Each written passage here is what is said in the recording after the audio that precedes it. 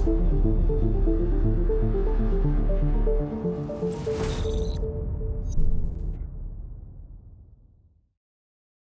and foremost, I would like to thank the Committee for Human Rights in North Korea for inviting me to be part of your video series commemorating the 10th anniversary of the release of the United Nations Commission of Inquiry report. 10 years ago, the Commission of Inquiry, in its landmark report, described that the gravity, the scale, and nature of Pyongyang's human rights violations does not have any parallel in the contemporary world. 10 years after the report, the human rights situation in the DPRK remains deplorable, and the country remains closed off to the outside world more than ever before. The European Union was one of the main sponsors of the resolution that established the Commission of Inquiry by the Human Rights Council in Geneva. The Commission's meticulous investigation, involving testimonies of victims and witnesses, covered in detail the full scope of the human rights situation in the DPRK. It reported that systematic, widespread, and gross human rights violations have been and are being committed in the DPRK. The report brought public attention to the serious human rights situation in the country and marked a major step towards international community efforts to press for human rights progress.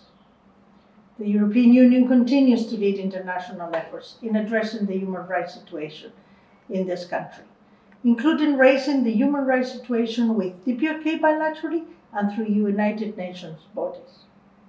Our resolutions at the Human Rights Council and the General Assembly maintain global vigilance, reiterate the need for accountability, while also trying to engage the DPRK with the UN system as a primary step to improve the human rights situation. The resolution reflects grave concerns raised by the Commission of Inquiry and subsequently investigations by United Nations bodies and civil society organizations.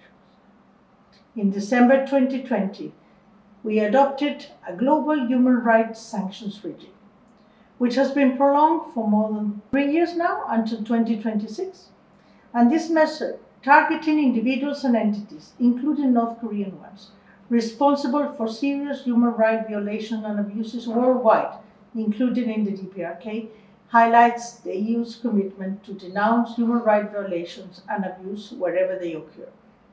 We need a renewed focus to the human rights situation in the DPRK to sustain the momentum that was created with the Commission of Inquiry report 10 years ago. Also keeping in mind that the human rights violations are linked with the country's illegal weapons program.